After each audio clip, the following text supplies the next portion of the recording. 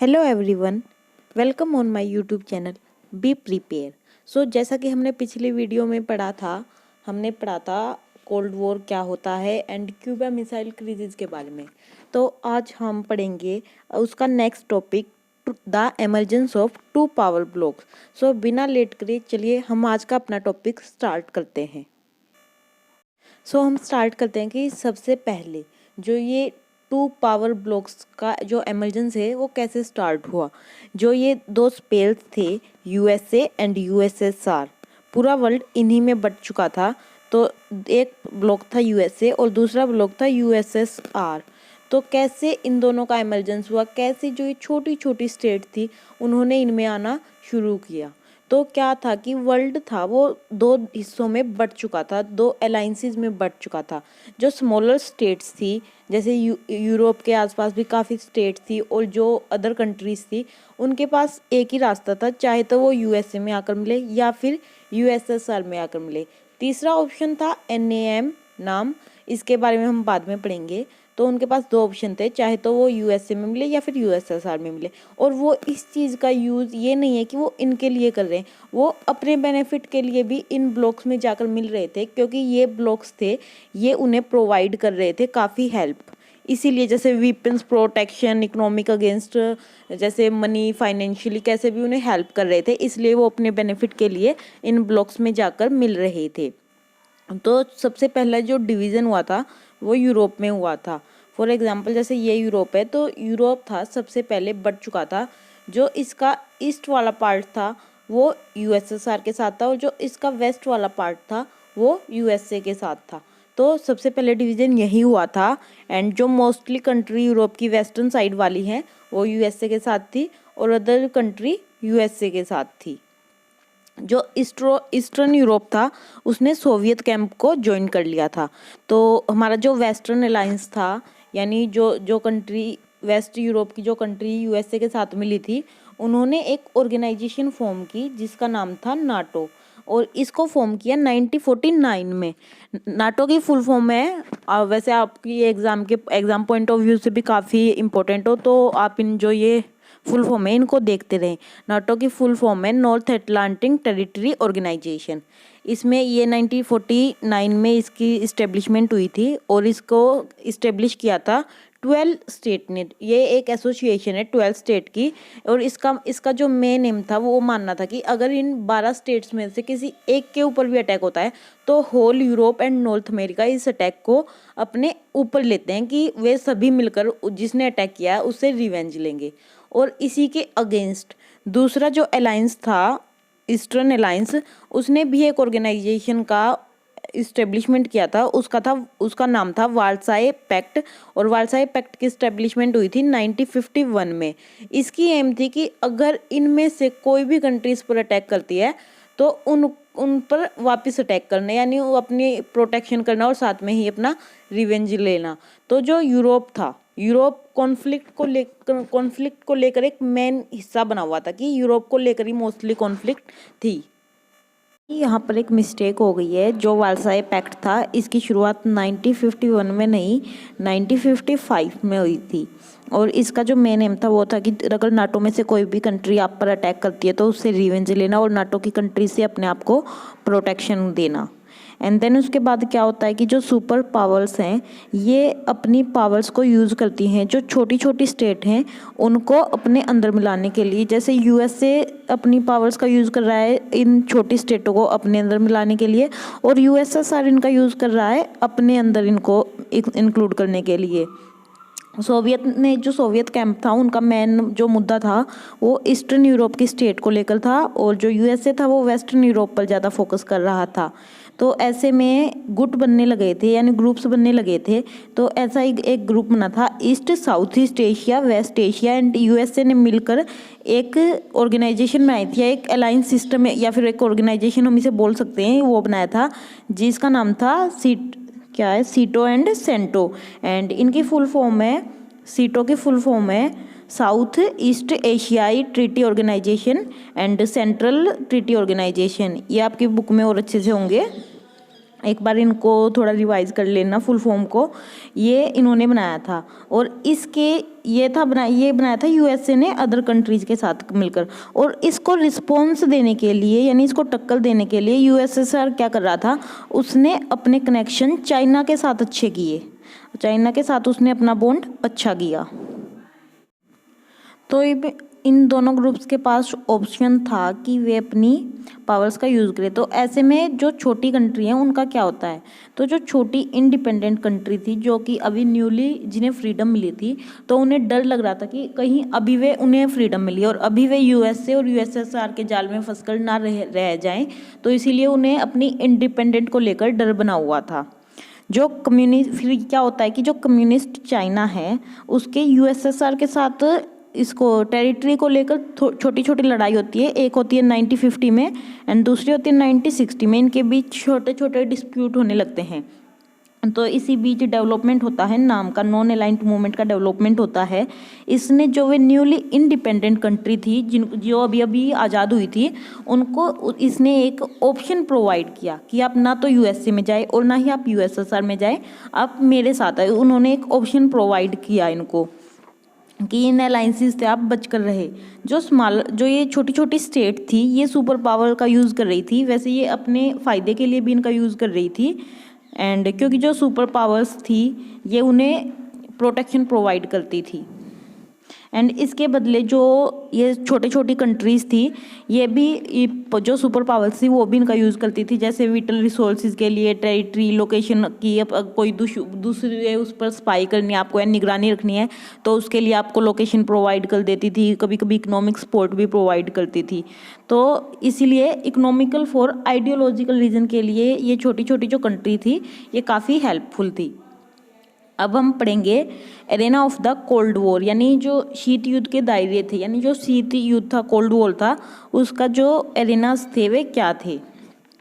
तो अब हम इसमें पढ़ेंगे जो कोल्ड वॉर था lead to several shootings war, कि उसने जो ये खूनी लड़ाइयाँ थी वो उसी के उस दौर की मानी जाती हैं। यानी छोटी मोटी तो लड़ाइयाँ होती रहती थी खूजों की, जिसमें ब्लड व्लड वाली छोटी छोटी लड़ाइयाँ होती रहती है, ऐसी नहीं कि बिल्कुल भी वॉर नहीं हुआ था। एंड उसके साथ ही 2 super power were post for direct. छोटे छोटे वॉर्स के बाद भी कोई थर्ड वर्ल्ड वॉर नहीं हुआ। कई ऐसे प्लेसेस भी थे जहाँ पर ये सुपर पावर्स थी जो इनकी सामने की फाइट भी हुई थी, जैसे कोरिया में 1950 53, बर्लिन 58 63 एंड कोंगो में छोटी छोटी जो इनकी लड़ाई है वो हुई भी थी। जो अरेना थे यानी कोल्ड वॉर के जो अरेनास थे उनमें क्या हुआ कि वॉर ओक्यूर्ड यानी होने ही वाला था, थ्रेटन की अब सभी को लग रहा था कि अब तो वॉर होने ही वाला है।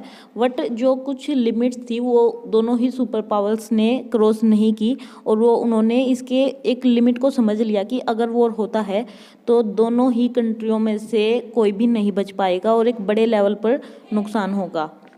तो इससे क्या होता है कि फिर भी काफ़ी जो ज़िंदगी थी वो ख़राब हो गई थी, यानी काफ़ी लॉस्ट हुआ था। काफ़ी बड़े बड़े मिलिट्री पावर्स वो लगा रहे थे क्योंकि दोनों ही सुपर पावर अपने मिलिट्री पावर्स को बढ़ा रही थी। तो ऐसे ही मिलिट्री बिल्डअप्स देखे गए, डिप्लोमेटिक कम्युनिकेट्स। जो दिक्कत थी वो थी कि दोनों ही सुपर पावर्स कम्युनिकेशन मिसअंडरस्टैंडिंग का शिकार हो रही थी। वे आपस में बात नहीं कर रही थी, वे एक दूसरे को लेकर उनकी मिसअंडरस्टैंडिंग बढ़ती जा रही थी। तो इसी ने जो कोल्ड वॉर है इसको लीड किया। अब जो कंट्रीज़ थी जो कि इन दोनों ब्लॉक्स से अलग थी, जैसे कि एनएएम में जो भी कंट्रीज़ थी वे एक अलग रोल प्ले कर रही थी इस कोल्ड वॉर को ख़त्म करने में। जैसे कि नेहरू का भी एक इम्पोर्टेंट रोल था जो कि इस मूवमेंट के लीडर भी माने जाते हैं और उनका एक अलग से रोल था, वो भी ट्राई कर रहे थे। उन्होंने उत्तरी जो नॉर्थ एंड जो साउथ कोरिया है उनमें उन्होंने वो किया था, एक रोल प्ले किया था कि इन दोनों ही कंट्रियों में कोई कॉन्फ्लिक्ट ना हो। तो ऐसे ही जो ये वॉर था इसको अवॉइड किया गया एंड जो दोनों ही कंट्रीज़ थी उन्होंने रिस्पॉन्सिबल बिहेव किया। और जो ये क्योंकि ये कोई एक आपसी लड़ाई नहीं थी, ये एक इंटरनेशनल अफेयर था। तो उन्होंने रिस्पॉन्सिबली बिहेव किया। एंड क्या हुआ कि जो कोल्ड वॉर है ये इसने अपने एक अरेना को छोड़कर दूसरे अरेना का रूप ले लिया था, क्योंकि दोनों ही जो सुपर पावर्स थी उनमें कंपटीशन अभी भी ख़त्म नहीं हुआ था। दोनों ही एक दूसरे के अगेंस्ट अभी भी न्यूक्लियर पावर को बिल्डअप कर रहे थे और पर वो ये जानते थे कि हमें वॉर से बचना ही होगा। एंड इसके बाद क्या होता है कि काफ़ी बार क्या होता है कि जो इतना वे पेशेंस रख रहे थे, इसके बाद फिर भी युद्ध हो जाता है। एंड यहाँ पर सम क्वेश्चंस भी अराइज होते हैं कि क्या होता है कि कोई अगर मिलिट्री का न्यूक्लियर पावर को दबा देता है, या फिर कोई गलती से ही लड़ाई हो जाती है, या फिर कोई गलत गैस कर लेता है दूसरे की न्यूक्लियर पावर को लेकर। तो ऐसे कुछ क्वेश्चन चले हुए थे। जो कोल्ड वॉर था इसने इन दोनों राइवल्सी के जो ये दोनों थे इनके बिटवीन एक टू अलायंस को स्टार्ट कर दिया था। पर फिर भी क्या होता है कि दोनों ही जो ये कंट्री, दोनों ही सुपर पावर्स थी, ये कहीं ना कहीं समझ गई थी और इन्होंने एक रिस्पॉन्सिबल बिहेव करते हुए डिसाइड किया कि अब हम कोलैबोरेशन करेंगे और अपनी लिमिट में ही रहेंगे। जो हमारे ये न्यूक्लियर पावर हम बिल्डअप कर रहे हैं इनको एलिमिनेट करेंगे। एंड साथ ही हम जो हमारे पास वेपन्स है, जो न्यूक्लियर पावर्स है, उनका हम एक स्टेबल बैलेंस रखेंगे। तो इसी को ध्यान में रखते हुए 1960 में एक एग्रीमेंट साइन हुआ था, 2 साइड एग्रीमेंट था। इनके बारे में जो तीनों एग्रीमेंट है इनके बारे में हम एट द एंड चैप्टर में पढ़ेंगे थोड़ा सा डिटेल में। एंड 3 इसके एग्रीमेंट साइन हुए थे, इनको LBT कुछ करके कहा जाता है, ये हम लास्ट में पढ़ेंगे। एंड दोनों ही कंट्रीज़ ने इनको साइन किया था और एग्रीमेंट किया था कि अब हम कोई फाइट नहीं करेंगे। तो इसके बाद हमारा नेक्स्ट टॉपिक स्टार्ट होता है, उसे हम अभी स्टार्ट करते हैं। तो हमारा टॉपिक है चैलेंज टू बाइपोलैरिटी। एंड ये हमारा छोटा सा टॉपिक है और इजी है, तो एक बार हम इसे और कर लेते हैं जल्दी से। तो जैसा कि आपको पता है कोल्ड वॉर था, इसने पूरे देश को, पूरे जो वर्ल्ड है इसको 2 हिस्सों में बांट दिया था, यानी 2 ग्रुप्स में बांट दिया था।